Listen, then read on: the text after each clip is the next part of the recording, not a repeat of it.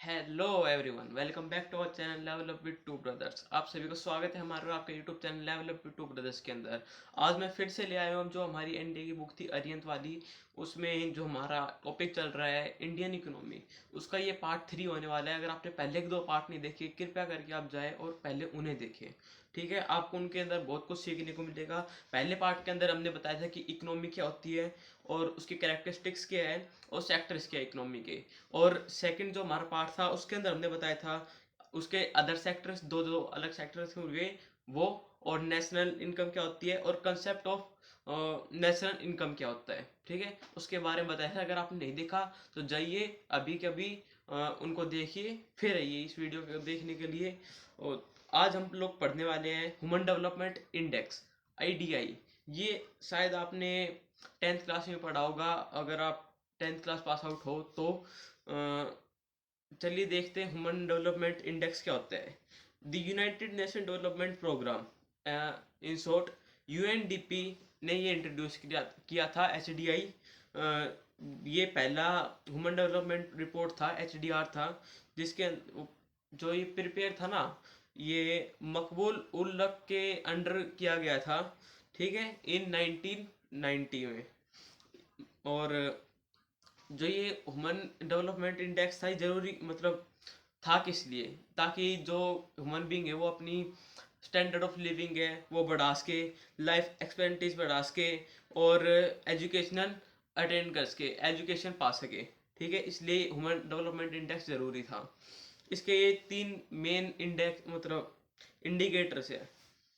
Planning in India, जो India के अंदर जो प्लानिंग होती है वो, जो planning provides a form in which the union minister and chief minister of state discuss the plan at important stage in their formulation. जो planning है ना, वो प्रोवाइड करती है, एक फॉर्म प्रोवाइड करती है जिसके अंदर यूनियन मिनिस्टर और चीफ मिनिस्टर, स्टेट के चीफ मिनिस्टर मिलके एक कोई स्कीम बनाने के लिए जहाँ पे डिस्कस करते हैं। The fundamental objective of planning in India is to achieve an increase in national income and per capita income. और जो ये प्लानिंग का जो ऑब्जेक्टिव है ना, मेन ऑब्जेक्टिव, जो ये प्लानिंग हम करते हैं ये अचीव ये इसलिए है ताकि हम अचीव कर सके पर कैपिटा इनकम और नेशनल इनकम इंक्रीज कर सके।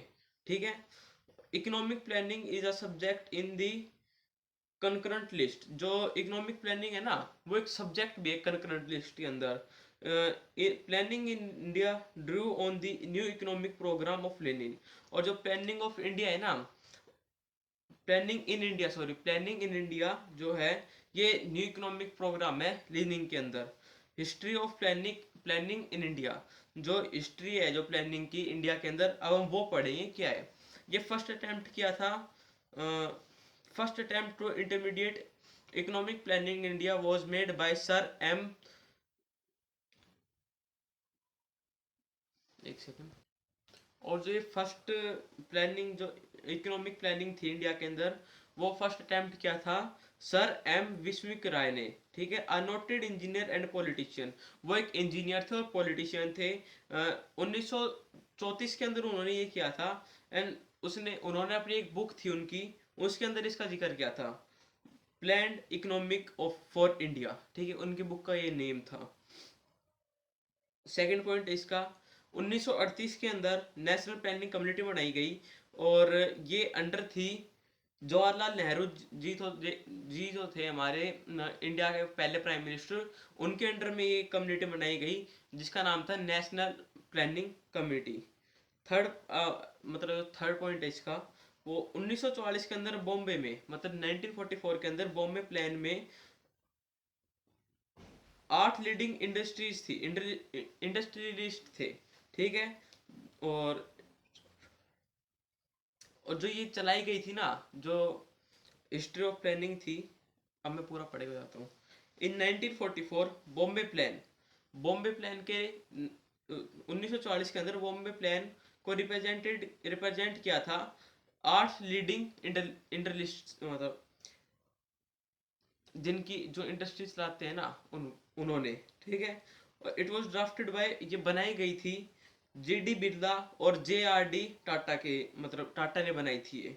इन 1944 Gandhian plan was given by Simran Narayanan Agrawal. और गांधीयन प्लान दिया था 1944 के अंदर सिमरन नारायण अग्रवाल ने। इन 1945 people's plan given by M.N. Roy. और इन 1950 Sarvodaya plan given by J.P. Narayan. A few points of his plan were accepted by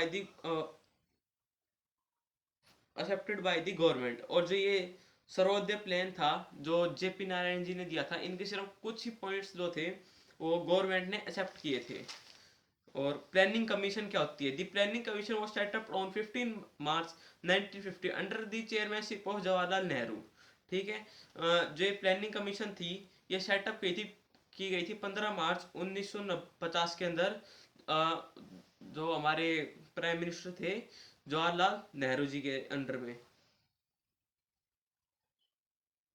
और जो लास्ट डिप्यूटेड चेयरमैन थे ना प्लानिंग कमीशन के, वो थे मोंटेक सिंह अहलूवालिया। अगर मैं नाम गलत प्रोनाउंस करा तो सॉरी। अब हम बढ़ते हैं अपने अगले टॉपिक की तरफ, जिसका नाम है National Development Council. All the plan made by the planning council were to be approved by National Development Council. जितने भी प्लान मेड, मतलब जो प्लानिंग काउंसिल बनाती थी, वो सब नेशनल डेवलपमेंट काउंसिल ही अप्रूव करा करती थी। NDC was constituted to build cooperating between the states and the planning commission।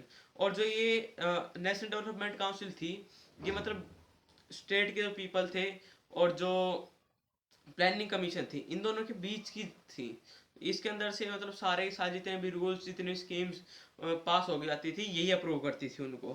ठीक है, और ये 6 अगस्त 1952 के अंदर सेटअप की गई थी by the proposal of government of PM. मतलब गवर्नमेंट ने प्रपोज की थी ये।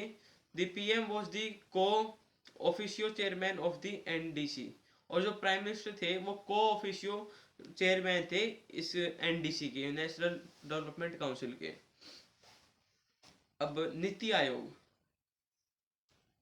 मेरे को लगता है कि वीडियो ज़्यादा लंबी हो गई, तो इसी के साथ मैं अपनी वीडियो को एंड करता हूँ। नीति आयोग हम कल पढ़ेंगे, और 5 ईयर प्लान्स जो होते हैं वो भी हम कल पढ़ेंगे। हम कल नीति आयोग और 5 ईयर प्लान्स सारे पढ़ेंगे। और वीडियो थोड़ी लंबी हो रही है, यहाँ पे हम इस वीडियो को ख़त्म करते हैं। मिलते हैं किसी और वीडियो के साथ। Thank you so much for watching, bye.